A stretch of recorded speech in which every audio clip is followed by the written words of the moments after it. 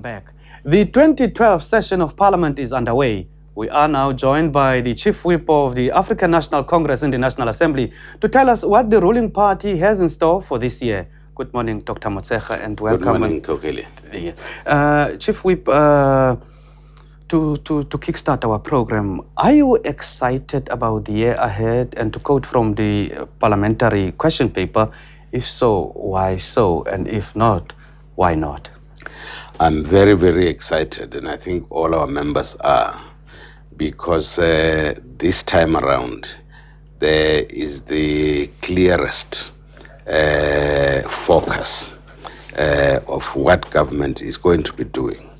The adoption of the infrastructure development plan and the alignment of the departments, including provincial and local government, so that they all sing from the same hymn book, makes Parliament very focused itself in terms of oversight, because you will know that we have three spheres of government, and then our MPs have constituency offices.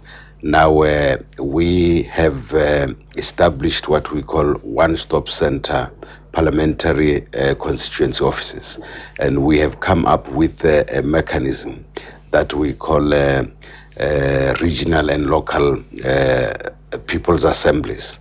Now, which means on both sides of the government and the side of parliament, now everything is aligned, is coordinated.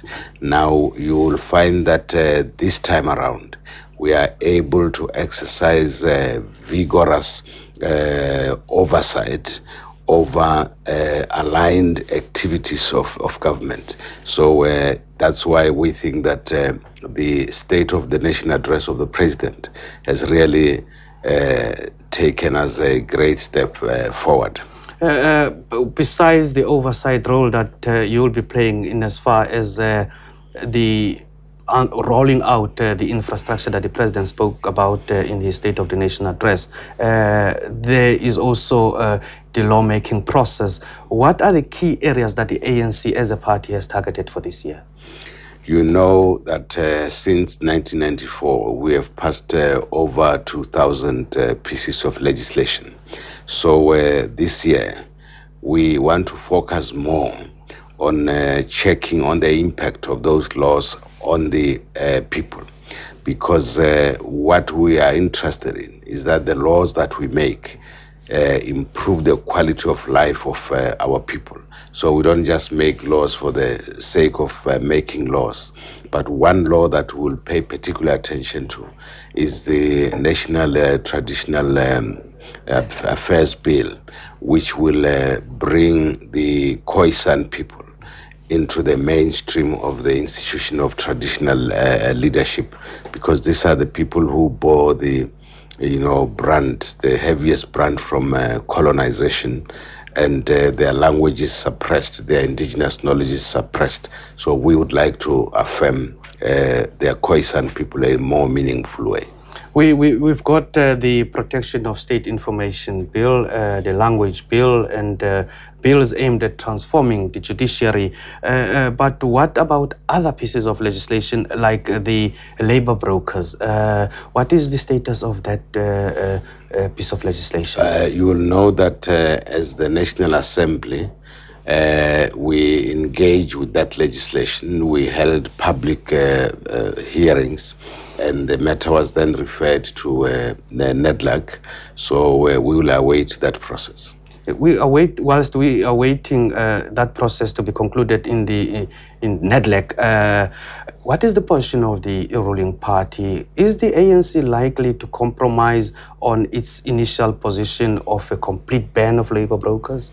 The ANC is bound by its conference resolution, and that conference resolution has not changed.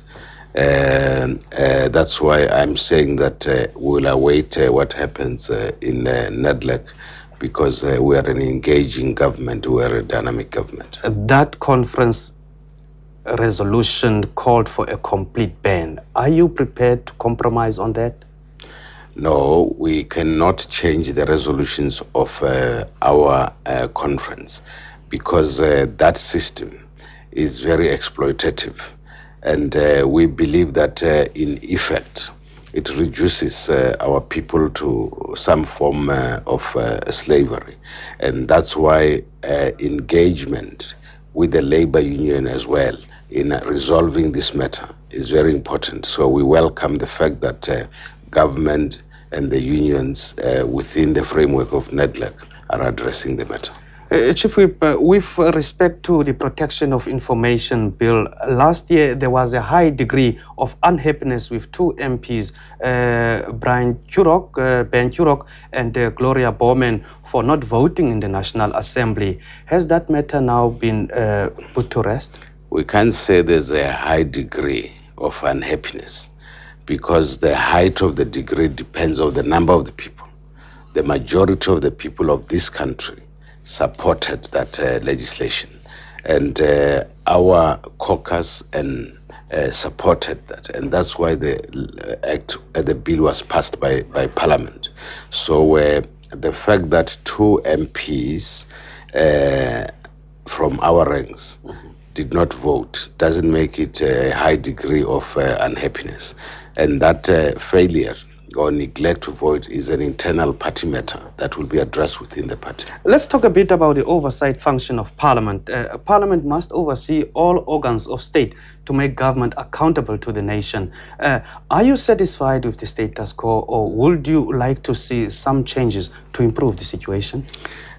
We have said that this time around, oversight should not really be a question of questioning ministers or putting questions to the president and the deputy president.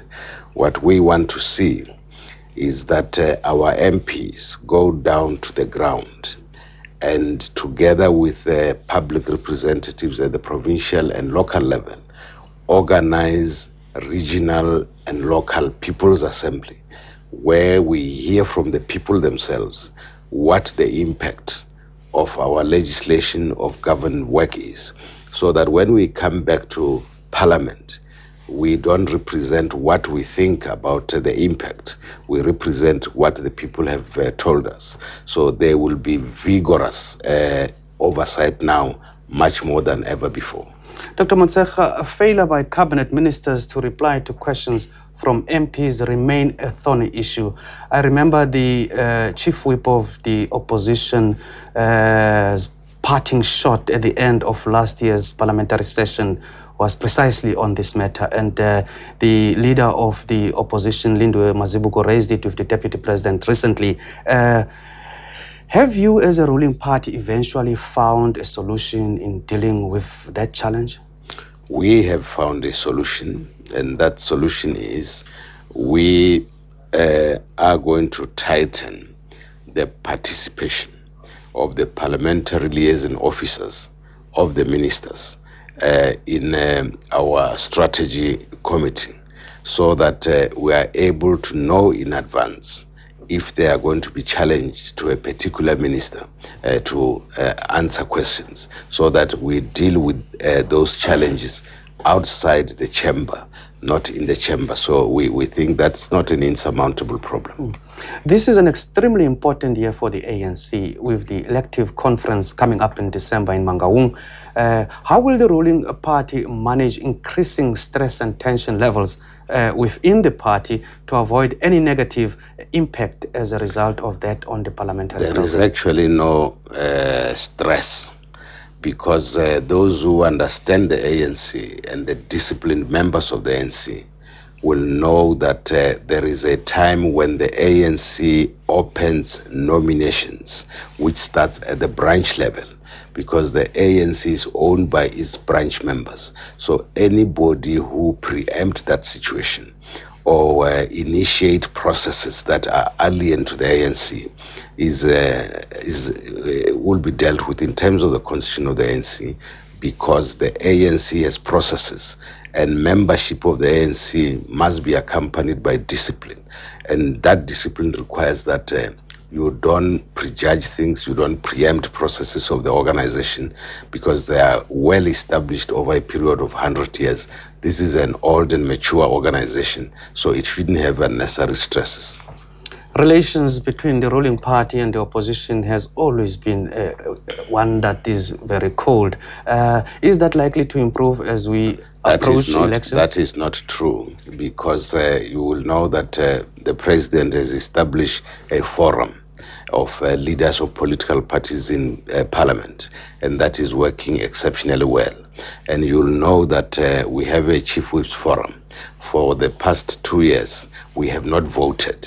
We take decisions by consensus. So things are working very well on that side. Briefly and finally, should we though expect a robust session of parliament? That's what we want. This parliament must be dynamic because it has to scrutinize everything. It is a battle of ideas, and that's what the ANC has committed itself to since 1994. Nothing has changed. So we are looking forward to a very good year in which the battle of ideas will be intensified. Battle of ideas from the Chief Whip of the African National Congress in Parliament, Dr. Mathole Motshekga. Thank you very much for coming through, sir. Thank you, sir. After the break, we hear how the presiding officers of Parliament see the year ahead. Stay with us.